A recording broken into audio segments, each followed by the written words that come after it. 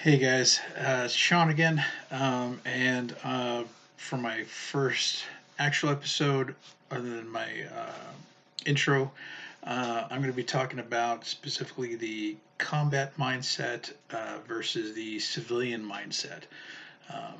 How do we differ? The combat soldier versus the civilian back home that's never been in a firefight. Um, and obviously, there are a lot of things that come to mind when we talk about the differences. Um, One's been shot at, the other one hasn't.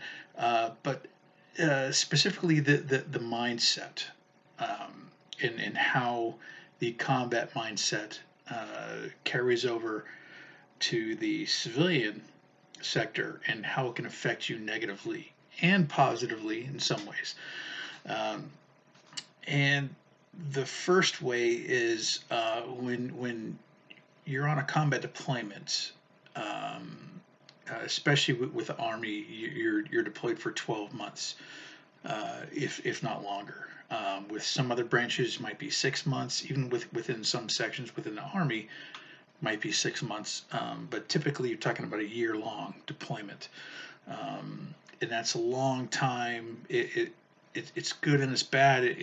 It allows you to um, get used to what you're going through and what you're doing uh, sooner and last much longer. And one of those is, how do you deal with the day to day fact that you might die? Whether you might get shot, blown up by an IED, hit by an RPG, whatever the case may be. And there are many ways to get in that mindset, many methods that different soldiers use to get in that mindset. For me, wasn't something that was taught to me. This wasn't something I learned from somebody else that had been in that position before. It was something I kind of came to the realization on my own, is that um, I'm basically dead, and there's nothing I can do about it. I'm already dead. There's going to be a roadside bomb that goes off. There's an artillery round that's going to come down and hit me, and there is no amount of ooh ha, and fear that I can go through, and hemming and hawing that I can go through, that's going to change that fact. So why go through all that? Why live with that fear and biting your fingernails and sweating every time you go outside the wire, or refusing to go outside the wire, which unfortunately some soldiers have done. Um, so you just get it in your mindset that I'm already dead. Well, until that happens, I'm going to do my job. Um, you're never going to get off the first shot. Uh, that was one of my first lessons, my first deployment. Um, I would roll around the city, um, with my behind my 240, and I would aim at every single vehicle that passed me by. And at one point, my first sergeant looks, who was right out of their hash, stopped and looked at me and goes, "What are you doing?" I said, "Oh, I'm covering possible threats." And he goes, "Dude, all you're doing is scaring people. You're never gonna get off the first shot. All we can do is react. We will never get off the first shot." And that was that first light bulb moment in my head that, holy shit, my fate is really not in my hands. All I can do is react to what's happening. I will never be able to control a firefight from the get go, or at least very, very often. Very rarely. Um, so instead of rolling outside the wire every day and being nervous and sweating, and coming to indecisions when shit hit the fan, um, once you get in that mindset that you're already dead, Don't sweat the small stuff. That's the big thing. Whether I live or die, um, then everything else is small stuff. Uh, so it's much easier to work around that. Um, the other thing is loud sounds, explosions, gunshots, car crashes, all that kind of stuff. Every little sound, every big sound, uh, are all triggers uh, to hit that fight or flight mode, and shit's going down. Um, but then suddenly you're back in the civilian sector, either back in garrison between deployments or after you leave the military, and suddenly every loud sound is a trigger. Um, I my first civilian job after I left active duty, I was a manager at a sporting goods store up in Washington called Big Five, and my first truck day, Fridays we would get a truck in, all new stock, and one of the young kids, the part timers, was up in the truck wheeling a uh, ping pong table towards the end of the truck. He lost control of it. It fell over. Bam! Huge sound. Bang! I was standing at the end of the truck. I dropped and rolled underneath the semi. He started laughing. Luckily, one of the managers that was on duty with us saw what happened. He told the dude, "Hey man, that shit ain't funny. He's a vet. This is what happens. Um, get used to that. Loud sounds." I just the other day set my phone on the armrest of a couch. It slipped over and fell about 6 inches onto a glass top coffee table. Pow! Damn near pissed my pants. It happens. It's gonna happen. It's gonna continue to happen. You might curse out loud. You might flip tables or ottomans over in your way. You might dive under tables. You might just jump and cuss like I do. Um, but that's going to happen, unfortunately. Um, is there anything you can do about that? No. There's no amount of sitting in a room while your buddy slams a hammer onto a table to desensitize you to that. Luckily, you can, after a certain amount of time, you can come to realize the environment you're in, that you're at home, you're in your hometown, you're in a department store.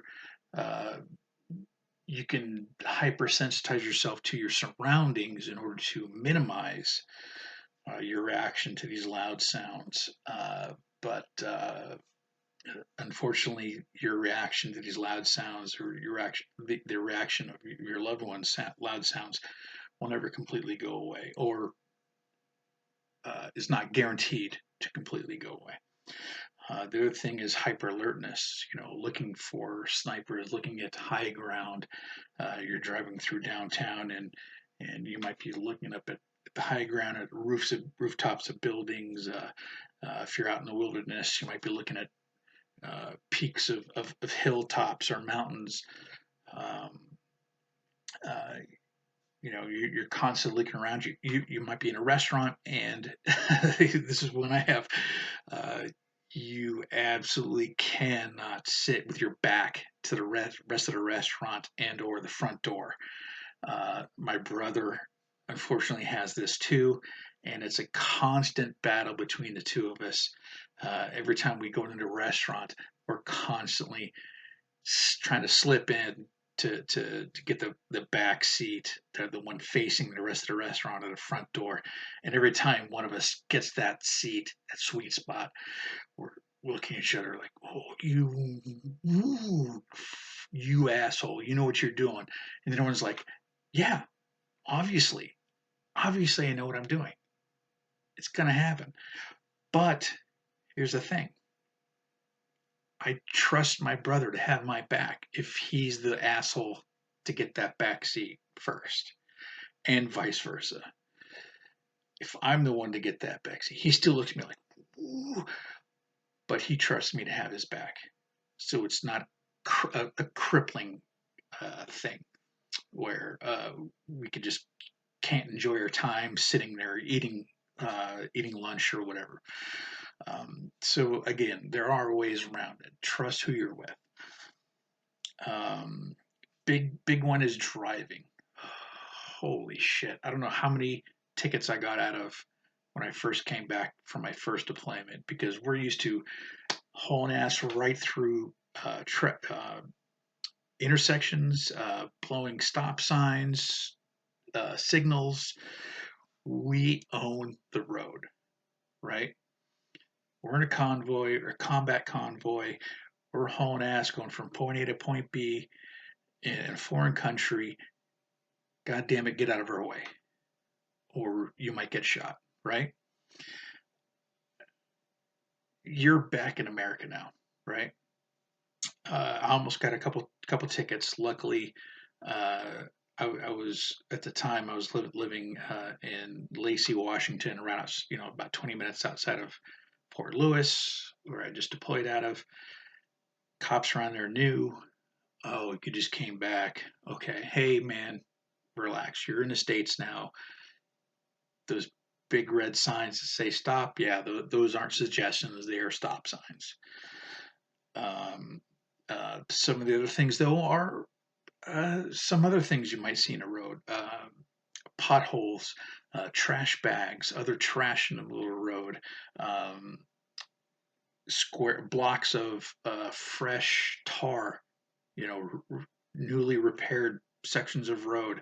A lot of those you might be, or someone in your family might be very leery of. Those are all still uh, semi triggers for me, but not full on. It's not like I run off the road if I see a manhole cover, but definitely if I do see something sticking out of the road, I do not like that. Uh, Trash bags just off the shoulder, off the side of the road. Those are huge triggers as well. So if you're just coming back from deployment, maybe don't drive yourself around for the first few weeks or month. Let somebody else drive. I know it's a huge thing. I'm a control freak, but that's kind of another thing is that relinquishment of power or control. Um, let somebody else drive and then just focus on something in the car, play DJ, read a book, whatever. Um, it's tough, I know. But some of the benefits of that combat mindset versus civilian mindset. We're on time. We're always on time. That whole military saying, if you're on time, you're 10 minutes late. Again, back when I was my first civilian job after leaving the military, uh, drove me nuts when people, my part timers, some shithead that's 18, 19 years old walks in. He's scheduled for say 2 o'clock, say 2 p.m., and he walks in right at 2 p.m. and then wants to clock in, and then go to the back, take off his jacket, take off his backpack, take out his lunch, put it in the refrigerator, take out their phone, text their six buddies that they're on time. No, fuck that. Fuck that. If you're clocking in on time, you're late. And that's one of the huge benefits of having been in the military is that you know that if you're on time, you're 10 minutes late.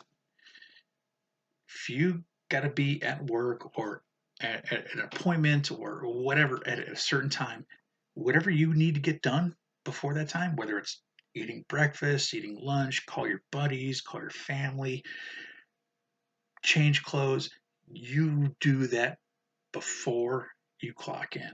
before you have to actually be there. And that's a huge benefit of having been in the military. The other one is attention to detail. No one else will focus on the little stuff, as well as maintaining an awareness of the larger picture than you.